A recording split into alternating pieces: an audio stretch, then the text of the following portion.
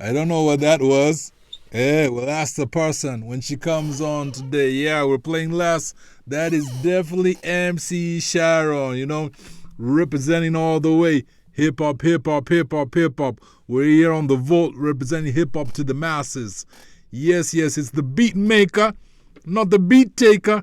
10 fingers in the air. If you don't know, you better ask your mama or ask a kinyi with the good hair. Yeah, last week I saw someone trying to penetrate, trying to be me. Even was having my rings. You can't steal the shine from the master. Those days we used to watch those hip-hop things of the Wu-Tang, the chuk, chuk, chuk, chuk, chuk. That was the master. So here on the Vault, I'm the master, bringing it down all the way. People always ask a lot of times, they ask me a lot of times, so this show called The Vault, you guys put on radio called The Vault, what is it really about? Let me tell you, when I was back in school, one of my best classes, the one I loved most was history. It was a history class. Oh man, I like studying about the Roman Empire. I like studying about history. I know some of you must have liked chemistry. I hated chemistry. I didn't understand all those methods of how to put these chemicals together. Didn't like mathematics, but they say you need mathematics every single day that you walk through life. And that's all good, but wasn't in love with mathematics much. But I loved history. So let me give you a short history of what we do here on Icon Radio on The Vault. So The Vault came up. It was actually an idea that was put together, by Myra Maloba. She's only actually put the idea together of The Vault. I was part of it. I came up with the idea. But she was like, hey, whenever she's come around to my studio, she's like, you have so much music from the past, Kenyan music, that a lot of people haven't heard of. And I was like, yeah, I was just sitting there. So we said, hey, why don't we put a radio show together based on hip-hop that brings the music from the past to the present? Then we're like, you know what? There is an issue that we face in Kenya, and it's not just in Kenya, it's actually around the world, where a lot of the new school artists feel like, you know what, they're really not given their props. They said, oh, you guys were from the past. Huh? I think they called us the millennials, for back in the days. That's the name they gave us, When I was around, they would say, you old school guys. So from back in the days, they'd be like, you guys don't know anything about what we face with hip-hop. And you don't want to tell us how you guys actually penetrated and made these deals and made your way in the music scene, and in the business. And the older guys are like, you young guys, you're too stuck up in your ways where you don't want to listen. You don't want to hear actually some of the advice that we're giving out. So guess what? A light bulb went off in our heads. How can we bring these two different selectors of communities together, the old school and the new school together? Guess what? That's how The Vault was born. Then on The Vault, we created something called The Vault Cypher. Now, if you're in hip-hop, to prove your weight, man, you got to have rhymes. You got to have bars. If you don't have bars, ain't nothing you are saying at all. So we created this thing called The Vault Cypher, where I'd create a beat, and you wouldn't know what beat it was, and we'd invite people, and they'd come and rap on that beat and show us the skills that they have. That's how The Vault came up. That's how The Vault Cypher came up. So we're all about promoting Kenyan hip-hop to the world. Kenyan hip-hop is great. It's been there like forever. But a lot of times what happens with people is that you don't really get to hear that music that you need to hear, because a lot of times people are like, oh, Bongo flavor is better. I don't know. They say Uganda is better. All these other places are better. No. We have our own Kenyan music. That's why it's Kenyan hip hop on The Vault to the world. Yeah. So it's the beat maker, I said, not the beat taker. 10 fingers in the air. That's how we're presenting.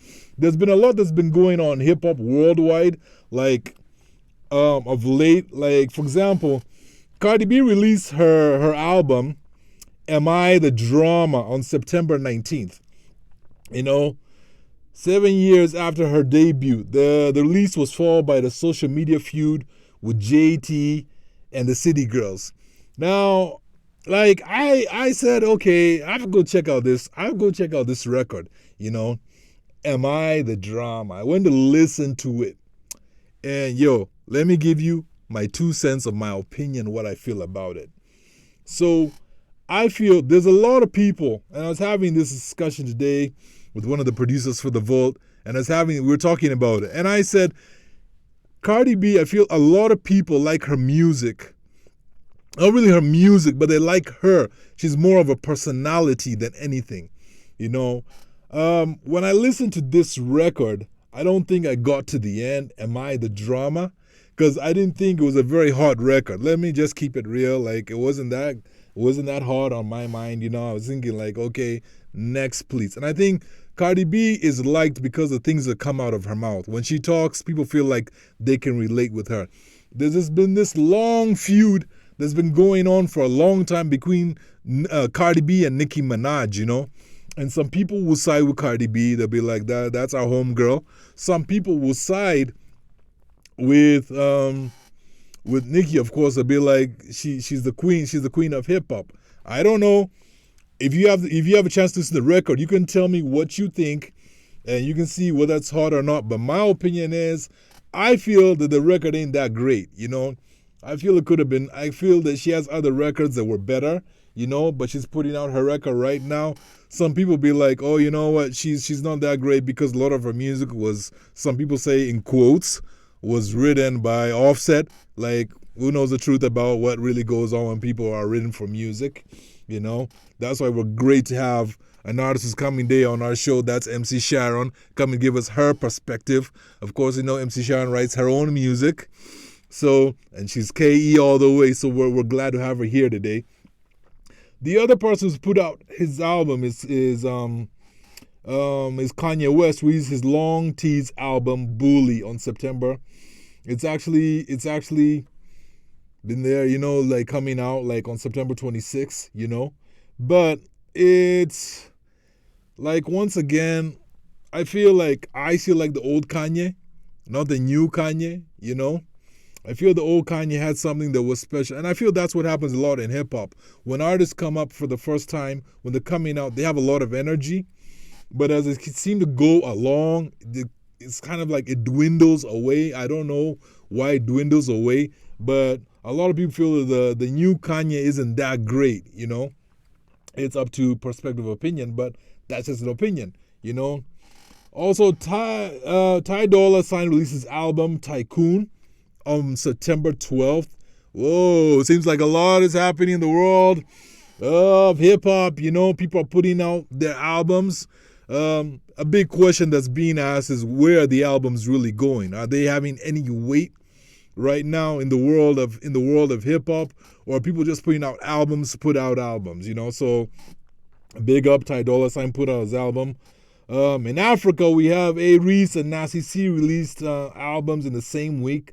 Well, some people were saying there was some, fueling going on, some speculation. There was some beef between these two South African hip-hop artists, but Aries dismissed these rumors and said, man, that is total rubbish. There's no beef going on between him and Nasty C, When we come locally, remember there was a beef going on between Calligraph, because of his sweatpants, we talked about that last time.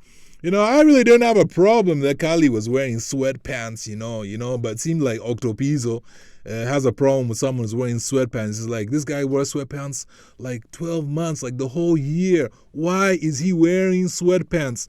Let me tell you, man, what a man wears when he leaves the house or is in the house, that's his business. Don't step to a man like that. Like, let him be what he wants to be. If he wants to wear those blue Timberlands, yellow Timberlands, gold Timberlands, orange Timberlands, polka dotted Timberlands, rainbow Timberlands, that's his business. Leave him alone. Do your thing. There's been quite a bit of feuds and controversies coming on, over late, But it's like we're trying to raise the standard in the world of music, But the good thing is, There was also some award shows that came up. Like there was the MTV Music Awards that came up. Doechii won Best Hip Hop for her song Anxiety.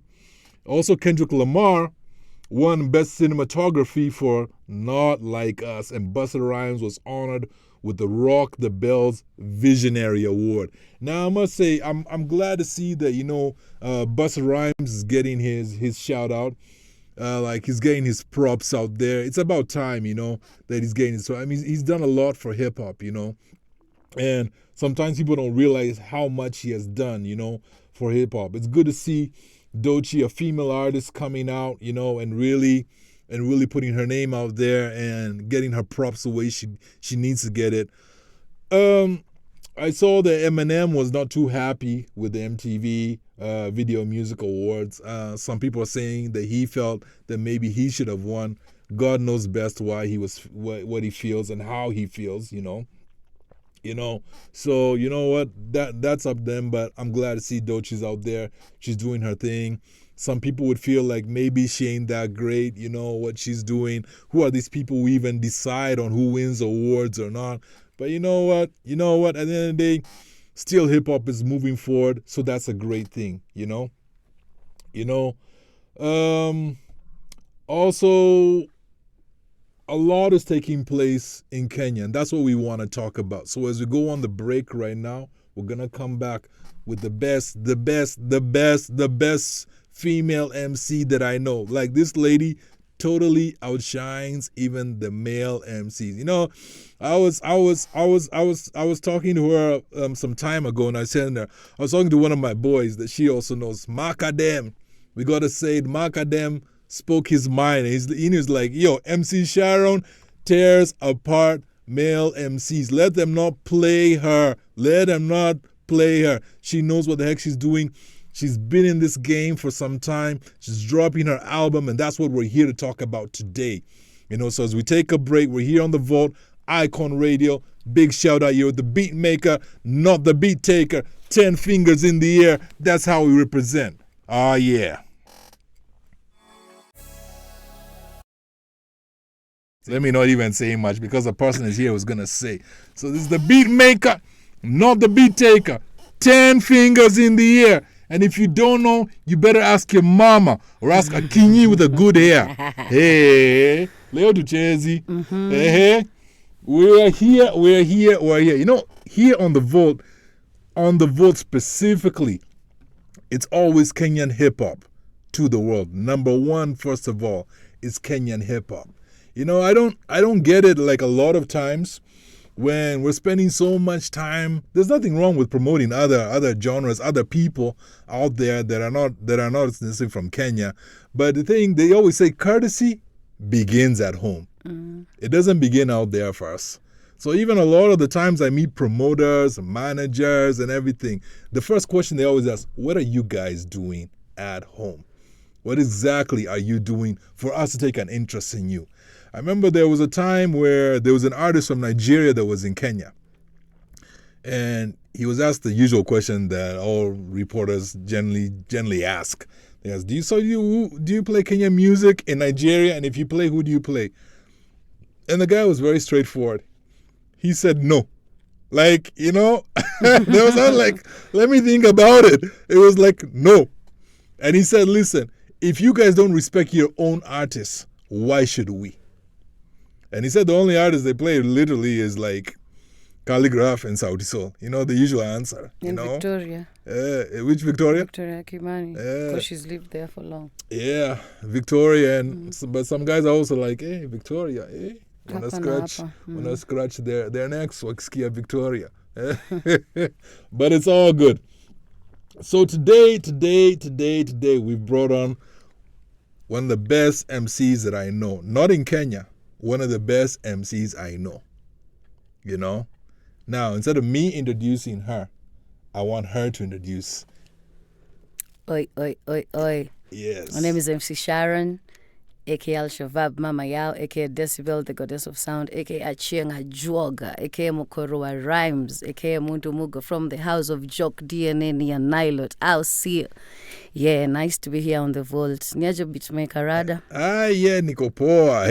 Hey, 24/7. Tony, today we're bringing the energy here on Icon Radio. We saw MC Sharon was putting out her album. We said we got to have her here. And I know you've been doing a media tour. You've been going around, you know. How's it been going on for you? It's been quite good because I've been going to places where I'm not just going to see the media, but I'm seeing people who are also like my family. They've grown with me along this journey and stuff. Yeah, so it's actually good. And even here, this is also home, so I'm glad to be here as well. Oh, yeah, this is definitely home. But first, we want to say congratulations as Icon, as the Vote. We want to say congratulations on your album. Thank you. You know, that finally the world is going to hear this album. Now, I checked out the album, and the first thing that got me was the cover. Hey, yo, cover. You anyway? Yeah, anyway. Why that specific cover? Okay, the album is called Deal. Definitely. Diel, D-I-E-L, and Diel is Luo for goat. And if you take goat, the way we take it in hip-hop terms, that's the greatest of all time. So, yes, I'm goat. I'm a goat, both figuratively and literally. And Diel is actually a combination of who I am as a musician, you know, as a performing artist, and especially as a rapper, because this album has very deep hip-hop leanings. So this is an album that I'm dedicating to my hip-hop roots. Okay. Yeah, that's what Deal is all about. This album has bars and bars and bars. You'll hear melodic hooks here and there. You'll hear very rich beats, because generally I like my music to sound the way it would sound if it's played live. You understand? So you'll hear a lot of lyricism. You'll hear a lot of imagery. You'll hear me confronting a lot of issues, both personally and also politically and socially and spiritually and stuff like that, as I embrace myself right now as at where I am at in my journey. So I noticed that if it's in terms of like hip hop. Oh, just to clarify, by the way, that's not the album cover. That's the album cover for the single. For Deal. the single, yes. So there's an album cover that is. Hasn't been unleashed yet. Not yet. Hey, but guys like that one so much till I'm like, I might just leave them with that. But that one was for Deal, the single. So let me ask you, why this particular direction? Because it sounds more like it's a boom bap. What they call boom bap. You know, us guys, when we're coming up as rappers, we never used to say boom bap. We say, oh, that's underground. That's what we say, that's underground. You know? School. So yeah, when you listen to guys like Mobb Deep, you know, people say, hey, that's underground, you know, or that's conscious. That's conscious rap. So, I'm taking it back to where it all began for me. You know, as a millennial, we started doing this thing, like by the time when I was in Alliance Girls, and then there was this thing called jam sessions at Florida 2000 and NY. F2, yeah? Yes, and those jam sessions used to be attended in the afternoons by kids as young as 13 years old to 17 years old. So 2 to 8 was for those youngsters to come and enjoy themselves and listen to music, na wachangamke na wajibambe na waende home. Then the night sessions would be for the more grown-up artists. So when I was in Alliance, that was around the time also the jam sessions were popping. And in all honesty, that's where my love for hip-hop really grew. You know, aside from the fact that I was in Alliance and I did classical music, I have an Adventist background. Both my families actually have churches. I'm actually a church girl. Like ukisikia nikisema nyarja kwat, that is like a shepherd's daughter. But at the same time, I'm not a sheep, I'm a goat. But I'll get back to that. Hey, the goat. Because I heard you go, is it bear or is it I have to learn how to do that with my mouth. So I'm taking it back for me to where I began. And I'm paying homage to the hip hop foundations, because of course music has evolved, music has changed. Yes. And I've realized a lot of musicians, once they get to their 30s or maybe early 40s or something, they start to do the music that the young people, or the music that is trending at that time, that's the music everybody wants to do. So you'll find a 45-year-old man, for example, trying to do the music that the 20-year-olds of this generation, AMA 2000, like the South Africans call them. And for me, it kind of creates a disconnect, because it means that our stories are not being told, you see? And so it leaves a big vacuum. And also that's one of the reasons I decided to just dedicate this album to that type of music and those type of stories, and be bold with where I came from. And of course, in the middle there, of course, you'll hear trap here, you'll hear different styles of music, but it's really an old school type of album. There's a lot of boom bap in it, banging beats, catchy hooks and punchlines and punchlines and punchlines and bars. So mainly I just felt the need to take it back to the foundation level. And also as myself, as DL, also like at this point I've done music on and off for about 20 years.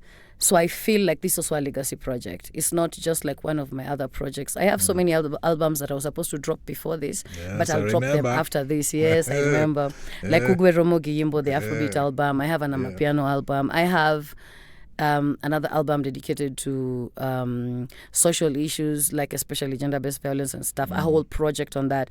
So I have all types of music, but DL is where I am at right now, and it's dropping next week, guys. Everywhere. Yeah. So, funny enough, I never knew. I've known you, but I never knew you went to Alliance Girls, man. I used to show up there. There was when I was in high school. There was this young lady I was feeling. So I used to go there on the weekend, on Saturday.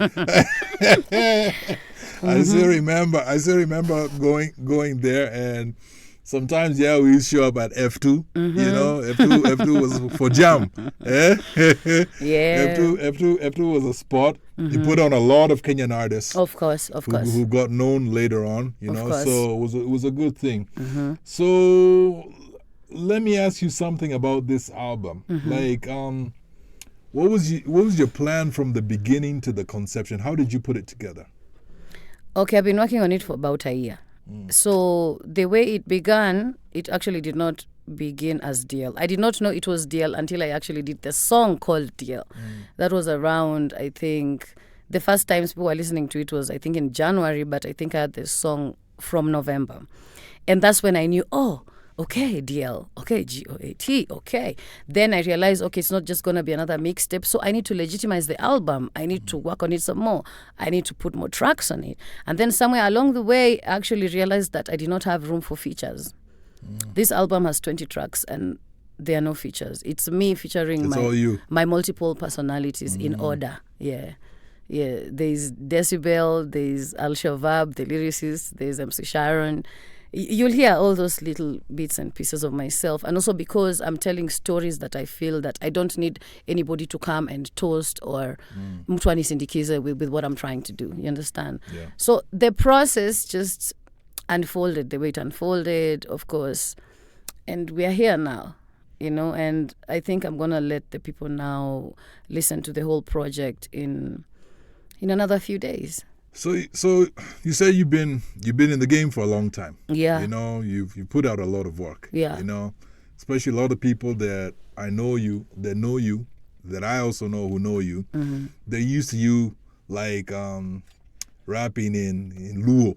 Yes, that's I rap in Luo too. There's a time I remember I was talking to you, and we said, "Oh yeah, MC Sharon, the Luo rapper." Like, no, I also sing. Yeah. And also rap in like 6-7 other languages. Yeah. Luo Which other language? I can also rap in Kikuyu as well. Yeah. I can rap in Arabi Juba. Yeah, that's the pidgin from South Sudan. Yeah.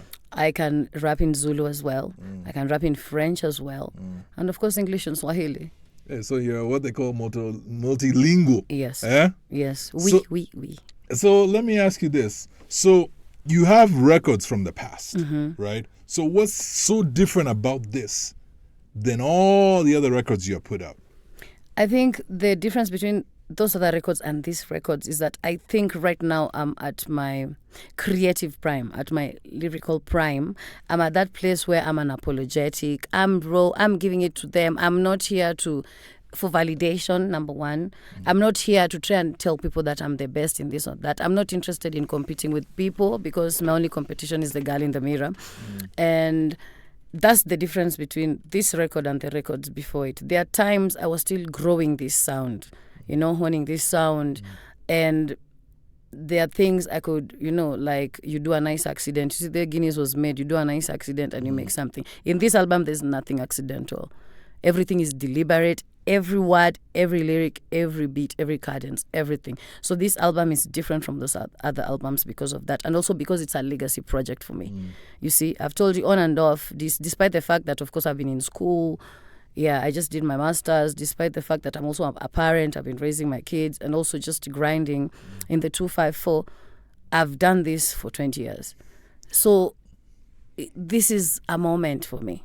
Yeah. So I'm curious, what was your headspace at when you're creating this album? For example, like, what were you thinking about? You're like, okay, I think I need to put out this album, these specific records on this album. Where was your headspace at? What were you thinking about in that moment? Yeah, were you thinking about like, I feel like I just want to put out an album, or what was your headspace at? My headspace was, because in those 20 songs, I'm talking about a variety of things. I'm talking about my journey, first of all, as a parent. I'm talking about my journey as a Kenyan creative. I'm also talking about my space in the Kenyan environment, just as a regular day-to-day Kenyan. You can realize that a lot of things have happened in the country between last year and even this year. By there's also an album I did about the whole maandamano and everything. I didn't release it because I decided I was going to do DL first. So this album is a culmination of experiences and inspirations, external and internal inspirations. And when you listen to it, you will relate to it also because there are elements of history as well. It's also, I'm honoring my inner child in as much as I'm also honoring this woman that you see right here today. Yeah, so it's basically going to be in a time capsule of sorts with this record. That's good. Like that you sat down and you're like, this is how I need to put it together. Yeah. But I'm also curious, like, how did you exactly create your recording process? And like who produced this? Because there must be someone who produced this album. Yeah. So who was working on it with you? Okay, first of all, I have a studio in the house. Yes, definitely. So actually there's this song, Nasema, I'm a studio refugee, daily I dwell here, occupied like Palestine, scribing is how I got here. So I record myself. There are some beats which I make. There are some beats which I purchase. I'm part of many inner circles of producers, mostly from abroad and a few from around. Movements where you grow together, communities of producers. Yeah. So you find you can get your beats at a discounted price, or you get exclusive beats and stuff like that. You get ready-to-go beats. And then at the same time, I also have a mixing and mastering engineer, Mikey Tebete. And Mikey Tebete used to be in Nairobi, but right now he's in Kakamega. So we work remotely towards honing this sound to be what I want it to be, because I've worked with him since 2017. So it's a bit easy for him to get exactly how I want to sound. So my job is to record, to clean the vocals, to balance it out, and to send it to him and to let him do the rest, because we are working with a big volume of songs. Remember, before DL and after DL, I have around 200 records I haven't released. You understand? So that's my process, really. I'm always in the studio, like I'm dedicated to my craft. So basically, from getting, you had a plan of how you're going to put everything together. Yes, I did. But I'm also curious, what was the most challenging song to get right among all of them? There must be one. I mean, all of us have that challenging song. It takes forever to mix, or you just feel like that vocal, no, or you want to go back, you want to rewrite a verse, or you hear the master and you're like, nah, I think it could have been this way. So there's a track called Rap Shumileta. The progressions, to get those square progressions, it took me like 2 days. And a few other songs also have that as well. And then there's something that happens that is called the second verse effect.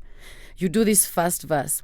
It's a killer verse. You do a raw TikTok reel. Yeah. The reel has gone. Then you remember, oh, damn, I have not yet done verse 2. So now, we peke yako, you are there competing with yourself. The way verse 1 and the way the verse 1 and verse 2 must kind of balance. Moja isioshe ingine.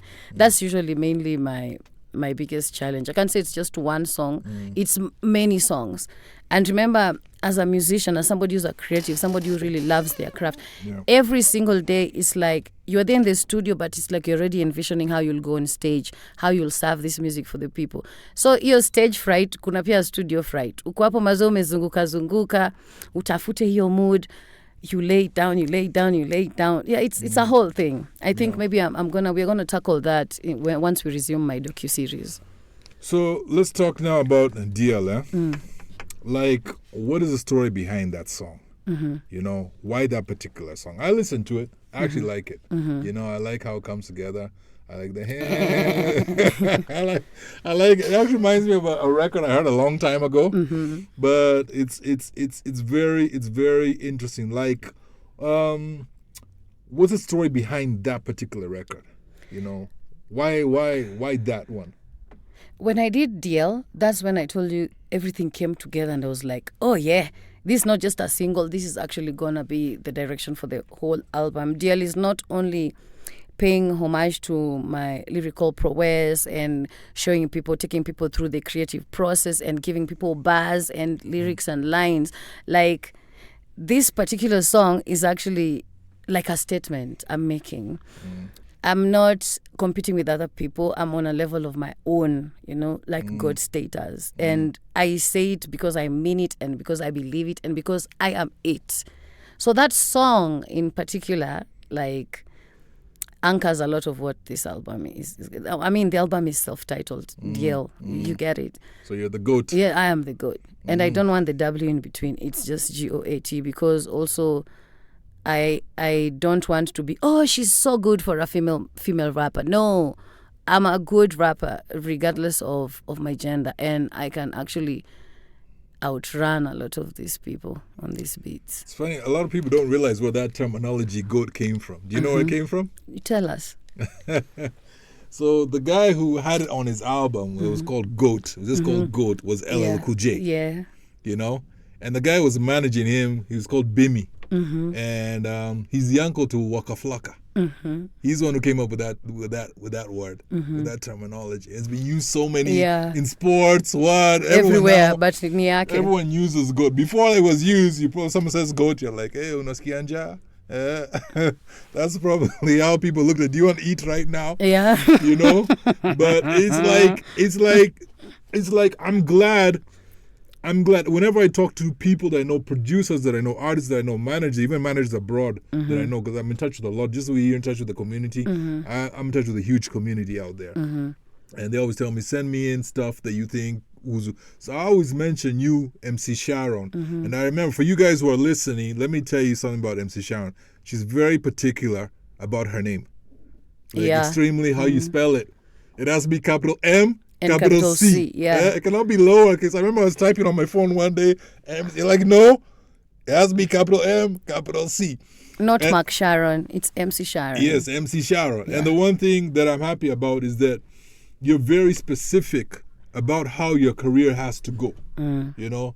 And you remind me of some of the great ladies that I knew back in the days. When I say the great ladies, I'm talking about like Queen Latifah. I'm talking about MC Light. I'm talking about Salt and Pepper. You know, even like when you look at their careers, they were not about compromising about how things go. You know, when we talk about Kenya, you know, we look at some of the artists that we had in Kenya who are also great women. People like Masimaira. You know, we have great artists that lived and still live. Some of them may not be in the country, but they're still around doing music, you know. When you talk about the new artists that are coming up in the music around the world, you talk to people like Rhapsody, you know, who are they're like, yo, Rhapsody, I'm not going to compromise who I am. I'm not going to try to be like this because of you, you know. I remember I was checking the documentary about Rhapsody, and she had a lot of greats with her on her album. People like Kendrick Lamar, you know. She had a lot of people. Dr. Dre was giving her shout-outs. Before like she was nominated for a Grammy, the men out there used to be like, oh man, she's so ugly. She's not going anywhere. Yeah. All of a sudden, she's nominated twice. You know?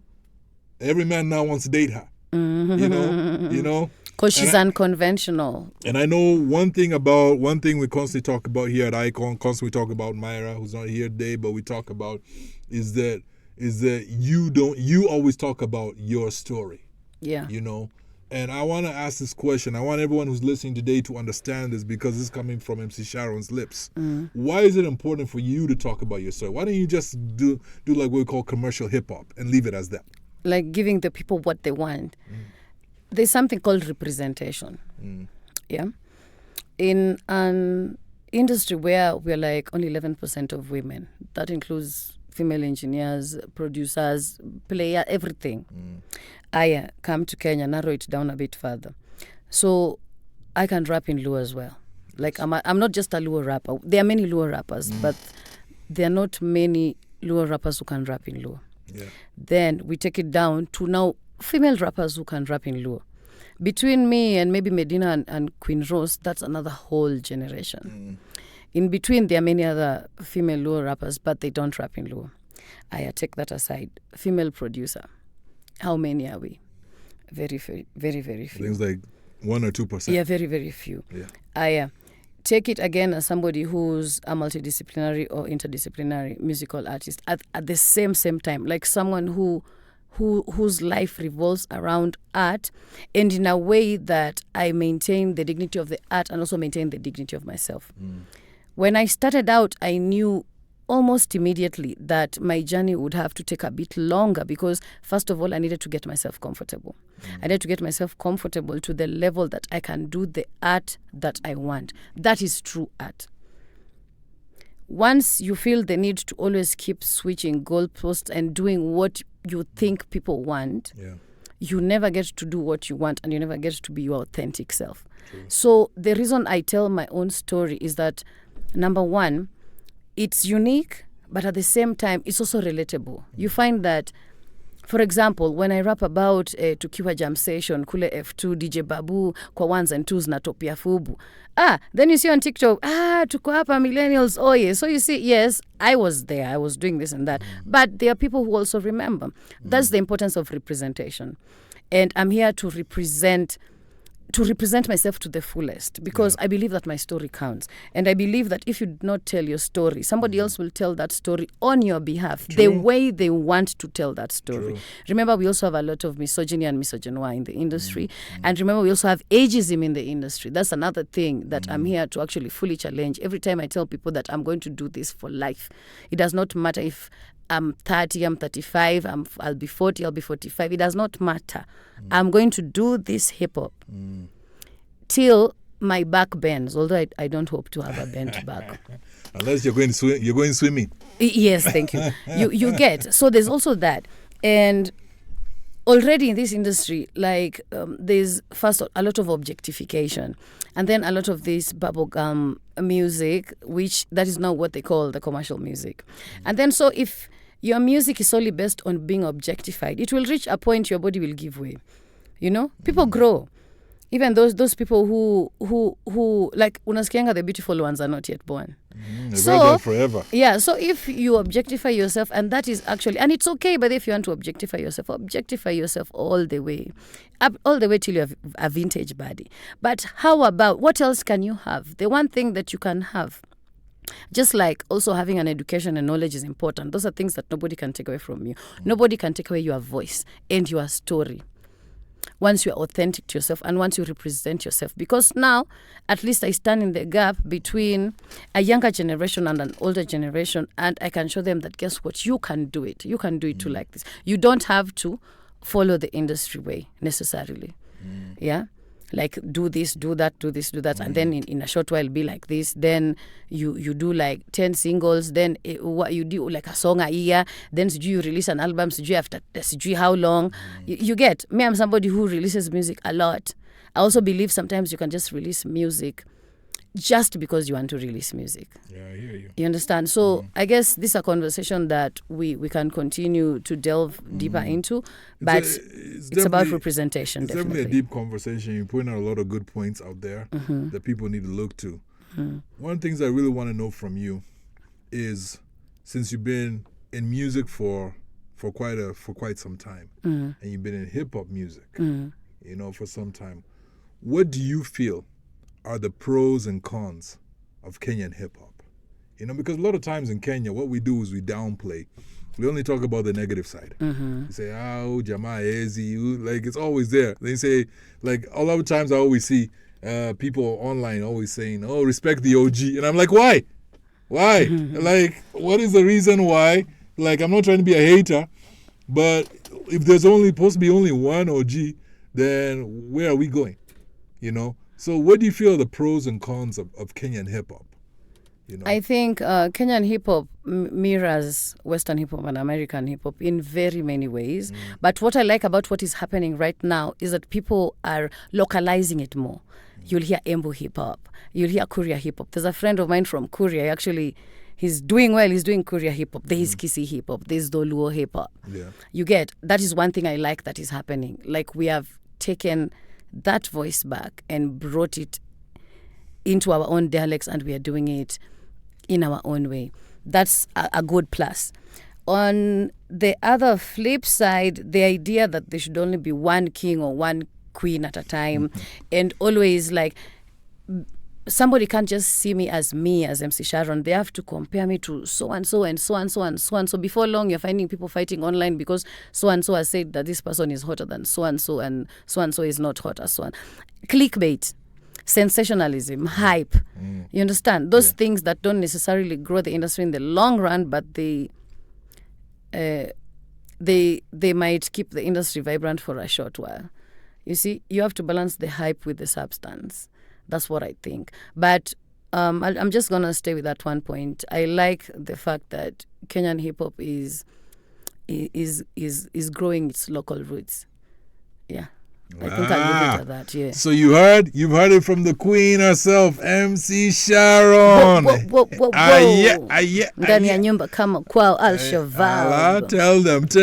Yeah, so we're going to take a break right now. Coming back with her, we still have some more questions to ask her about this particular album that she has put up. We always feel blessed when one of our own comes to Icon Radio on the Vault and gives us their story, you know. So tune in, you're here with the Beatmaker, not the beat taker. 10 fingers in the air. That's how we're presenting. Yeah. Feel blessed. Never left. Hey. Unasikia ngoma. Hey, you guys better be going to look for that album.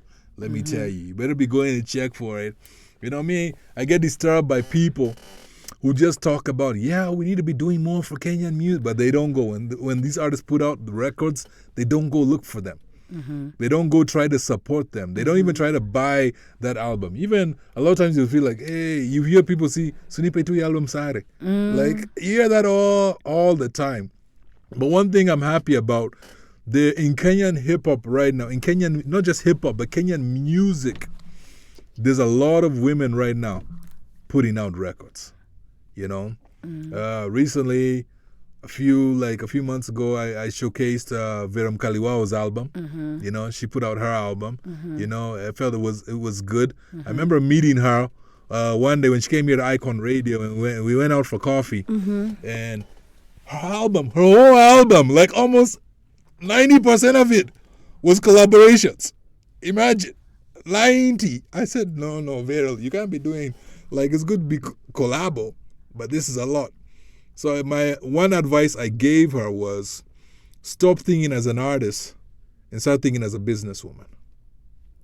You know, and I can see that she did that in her new album. So when MC Sharon is here today representing DL. DL. I am the DL. Yeah. The greatest of all time. If there's someone who can fight me on what I've just said, show up here. We'll see who's the greatest of all time, you know. But I'm curious, I'm Sharon, which song do you think will surprise fans the most from what you put out on this album coming out? Kimeni Ramba. Why so? Because it's a love song. Hey, you don't do love songs, huh? No, I do love songs. You don't do La Vida. You don't do Telemundo. No, I can. Mi nakonga na feelings pia sometimes. Hata kuna project ingine sijatoa inaitwa red petals on my doorstep. Yani niko na project kibao. Yeah. So hii ngoma ni love song, ni banger. Na a lot of people are gonna relate to it. Yeah. That one will definitely surprise people because watu wajazoea kunisikia hivyo. Yeah, that one. Hiyo niko very very. You know the hardcore MC Sharon. 100. It's still hard, but it's soft at the same time. You see something about me. When I'm rapping, it can be really hard, but when I start singing, I balance it out. You get. You see, like that Net Dog vibe and that stuff. Like he could sing, so it's in the lyrics eventually. So Kimeni Ramba will surprise people. I also think, which other track? There are so many. Sasa ngoma 20 mnafanya nafikiria sana. Ngojeni mpaka next week. Msikize album on all platforms. Meanwhile, munifuate kwa kila social media. I'm MC Sharon everywhere. Tuyache hivyo tuambie wangoje, lakini Kimeni Ramba itawa surprise. So if you look at your work now and you look at your work from the past, what would you tell your younger self about you now? I'm proud of my younger self, man. She held it down, and I'd tell that younger self of mine to keep going. Yeah, like all the support, all the validation, all the flowers she didn't get coming up. Like that younger me fought for this me. That younger me fought for this me. Like people have no idea, and people are gonna read about now that journey in my book, The Inside Woman. Yeah, that's when is that book? I know you have several books. When is that book coming out? No, I think I'm just gonna release it maybe in November or December, like for Christmas. Yeah. Because also it's a memoir of sorts, and at the same time I needed to give it a bit more legitimacy. There's still stuff I hadn't included inside and stuff like that. But I'm curious, something I never asked you. So you have 2 sons, right? So what are the names again? Jabali and Sulwe. Wakona hizo jina kweli, So when they listen to your records, because I assume they're the first ones who get a chance to listen anytime you do something. Yeah. So when they listen to your records, what did they say? Mom, do they sometimes say, Mom, it's not good enough?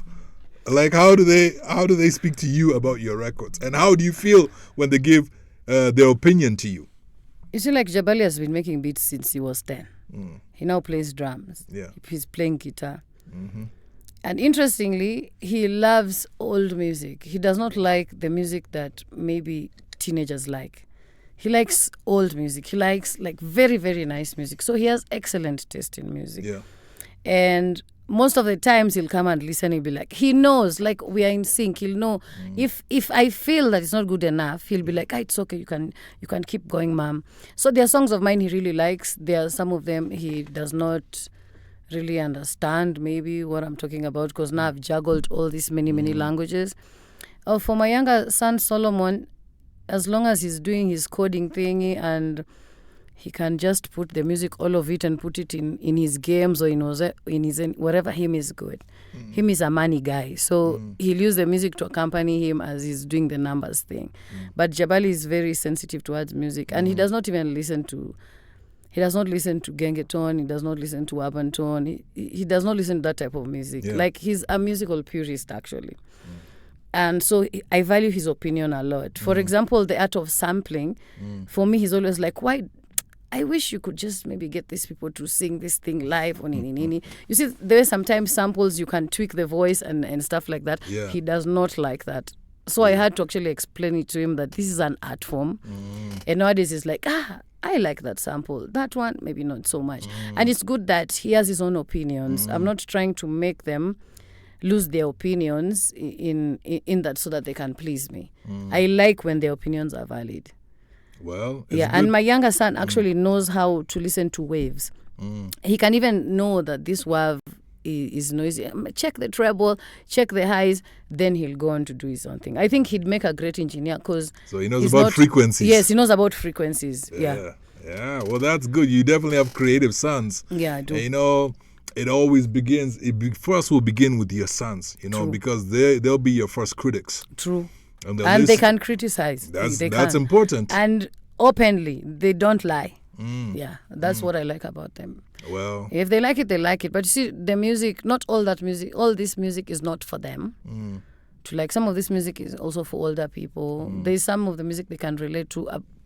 They say I'm a great storyteller. Yeah, that's it. So because you say they say you're a great storyteller, why do you feel that these stories were important for you to put in this Because album? even them, they could listen to these stories and they're like, so even before us, even before mom had us, there was still the journey was still going on. There are so many young people who look up to me right now, and most of the time they've met me right now, and they now, by going through my music, they get to hear, like, you can paint a picture. A good song can take you back into time. You understand? Take definitely. you back into time and actually document time. It's now even more than just about making bangers and being in the studio. It's actually about culture curation, documenting and preserving history. Yeah, it's that level of music that I'm talking about. Wow. The artistic excellence. Well, that's great to hear. As we're winding up, there's two things that I want to ask you. One of them is, how do you feel the Kenyan music industry specifically has changed since you began? There's more social media now. Changed? There's more social media. There's more. You can actually go viral very easily. I remember, like, when I did the single "Word on the Street," I think I wasn't still in high school when I did my first single, and we were living in Loresho back then, and so all the makangas between Loresho now and Kangemi, and there used to be this call box, and so people had to request, like, literally in the call box with 50 cents each. So like 20, 30 people would line up and call Mudhoni Buika and say, hello, wanna listen to Ready for War, wanna listen to Ready for War, wanna listen to Ready for War.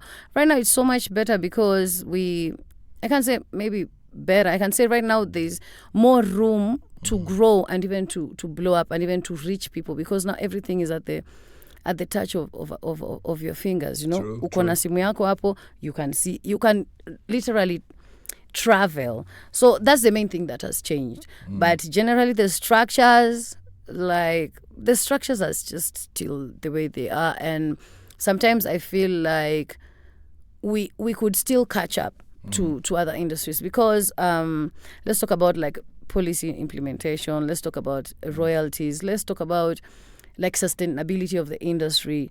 Let's talk about that. So it's growing, but it could grow further if like some things were implemented the way they were supposed to be implemented. Yeah, that's what I can say. I believe that we have great laws. We have great policies, but we always have kind of a problem.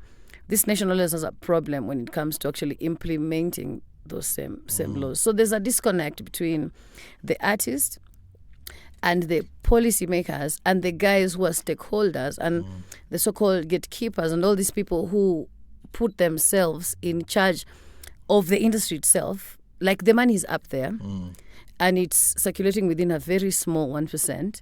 And then there's the artist down here.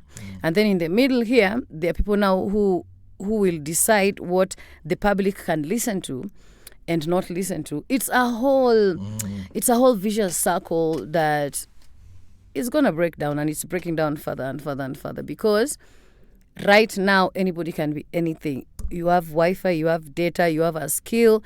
You have, even if you don't have a microphone, you can do your thing using your earpiece and whatever, and do your thing to the world. And that has kind of diluted the monopoly that some of these entities had on the industry. And you can actually see they are changing tact. They're actually now looking for ways now to monopolize the digital space. But the good thing is that the digital space is huge and wide, and anybody can be anything they want to be. Actually, if it was not for the digital space, probably my brand would have died down. Yeah. Well, based on that, I keep on getting one question that people from the public keep on asking me about you. due to you have a lot, say you have a lot of experiences that you've been through. When do we get the full documentary on MC Sharon? Okay, we started doing a docuseries. We thought about doing a documentary or a docuseries. We are doing a docuseries because a docuseries gives you more room to grow. You can do more episodes. You can grow as you go. So there's a docuseries. It's already on a part 1A, part 1B, but we gave it a break because now I was in the studio a lot.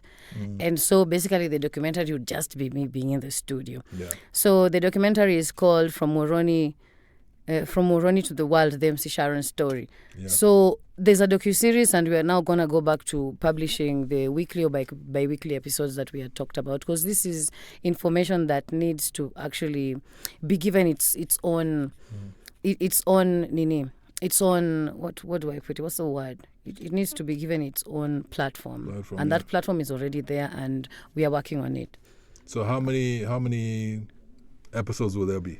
We'll do it and do it and do it and do it and do it. Maybe one day I'll do a documentary. Maybe one day I'll do a film. But for now, I'll just do the docuseries. That's great. So as we wind up, you heard from MC Sharon, her story. Yeah. You've heard about the album. You can go and check it out. So we want to know, where can we find your music? Where can we actually go and locate MC Sharon to see everything that she's doing right now? Can you give us your social media handles? Where can we find everything? I am MC Sharon everywhere, like on each and every platform imaginable. On my Facebook profile, MC Sharon, my Facebook page, MC Sharon, TikTok, MC Sharon, Instagram, MC Sharon, Spotify, all these places I'm MC Sharon, and Audiomark, MC Sharon. I have a website also, mcsharon.net, which will probably give you so much more than probably what is on these other platforms, because you've also seen the way platforms like Spotify and all those people are changing their rules, kinda. So you also, even as an artist, you have to have your music in one other place, which that place will be mcsharon.net, where you can purchase anything, can find anything. But for now, people can find at least 100 songs on these Spotify, iTunes, and those other platforms. Well, you've heard it from the Queen's lips. Yep. Now you know where to find her music. Yeah. Yeah, you know how to get it. So no excuses. Yeah, no excuses. Yeah. So the exact date the album is dropping is? It will be in a few days, next week. Wait for the surprise. So Maskia, mi najaribu kuuliza. She's saying wait for the surprise. Yeah, just wait for the surprise. Sitaki kusema hiyo siku yenyewe. But like, mujue ni next week. Ni next week. So guess what? We're waiting. We're waiting for the album. Can't wait to get hold of it. Definitely here at Icon Radio and on The Vault and on all our shows, we're going to be pushing your music. Cool. So we have to have your music, you know. We give you a shout out. We would just want to say we're blessed to have you here today. Thank you. You know, funny enough, your story is inspired, is impressed me also.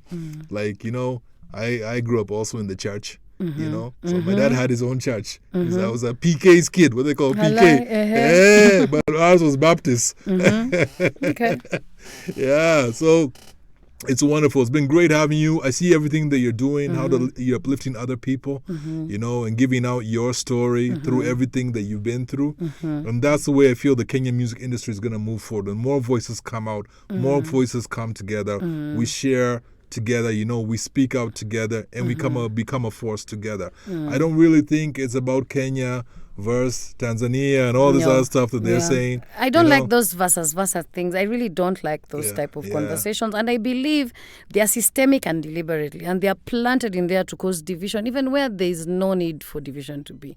People always say hip-hop ni culture love, usisahau, but then you realize that there is so much toxicity behind the scenes that we could easily just avoid by not comparing each other and not trying to outdo each other, and probably collaborating and complementing each other where applicable. And where it's not applicable, we are colleagues, we are workmates. You understand? The way we are not all friends. That's the truth. Not every musician is every musician's friend. Yeah, true. You know, it's the way like white people can be thinking like every black people know each other. No, it's not like that.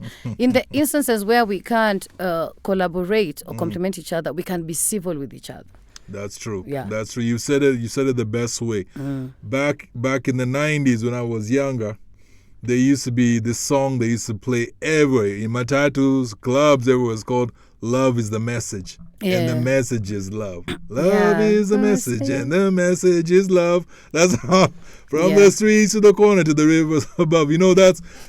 That's how we've got to live. By the way, because the thing is, hip hop was created to bless others. We're able to come together. When I was watching a documentary of about hip hop, and one of the guys who was talking about it said that before hip hop, people forget was disco. So the disco was, you go to the club, you have the big collars, you have the shiny shoes, you're going doing the dance. Those ones for so hip hop guys couldn't get in the club. Like these young street black guys couldn't get in the club. So they took the style of what was doing the disco and they took it to the parks. And that's how hip hop came together, But it was all about unity. And especially right now in Kenya, what we need unity. True. We need unity among the country. We need unity among artists. True. We need unity among creatives. True. And how they're coming together. We need all of that. But for that to happen, we got to stop fighting, feeling like, we're fighting against other countries. We're fighting within, If we can fight this battle within right now, there's no battle that we cannot succeed in. True, and it starts by elevating the human consciousness. You understand? And that's also another thing why I do the music that I do. It's music that you need to awaken the people. Kama watu wamelala, you need to wake them up. Even if you're asleep, it does not matter whatever I tell you, you are sleeping. You understand? Yeah. So there's that as well. Like, let people occupy space. Let everybody come out and do what they're supposed to do. We are here for different reasons. No, we're here for different reasons. There are those ones who are probably more spiritual than others. There are those ones who maybe they're just plain hedonistic. There are those ones who are whatever they are. Whatever you are, just occupy that space. But occupy that space bearing in mind that as an artist, you have the capacity to influence so many other people. And also remember that the things you say, words are spells. Artists need to realize this. The things you say, the things you repeat, the things that other people who consume your music repeat, they repeat your lyrics, that becomes your reality. So if we move that way, and also I know we cannot all do the same thing. So everybody can do what they want, but as long as we can coexist, we can coexist, no beefs, no dramas. I mean, right now we have a whole movement of people online who their work is dedicated to just discrediting anything that is Kenyan. They never have anything good to say about anything, any material that is Kenyan. And you ask yourself where that is from. That is systemic as well. We have to wise up. We have to be sharper than the machine. Yeah. So let's come together. Let's uplift. As you've heard several times has been said, hip-hop ni culture ya love. It's kleptomaniacs. I think that's Nyashinsky's line. Yeah, that's what he said. Yeah. So let's not we put it simple English for the people who don't know what we're saying. Hip-hop is a culture of love. Let us not forget it. There's the people check out The Vault, check out Icon Radio. We're not from Kenya or from abroad and everywhere, other countries. So I'm breaking it down for you what it is. It's been a blessing today to have MC Sharon here. We're definitely going to continue promoting her music, promoting her as an artist, promoting other women who are coming up, promoting other men also out there and uplifting because we're about uplifting here at Icon Radio on The Vault. So today here with the Beatmaker, not the beat taker. 10 fingers in the air. If you don't know, you better ask your mama or ask Akinyi with the good hair. Okay. Yeah, she has the good hair. If you don't know, hit me up and I'll link you up with someone. But then my sister, I have two sisters who are called Akinyi. Akinyi? Yeah, me have so many cousins who are called Akinyi. That's why it's a blessing for me. Cool. So stay blessed. Enjoy your week. Enjoy your day. We're out. Peace Bless. out.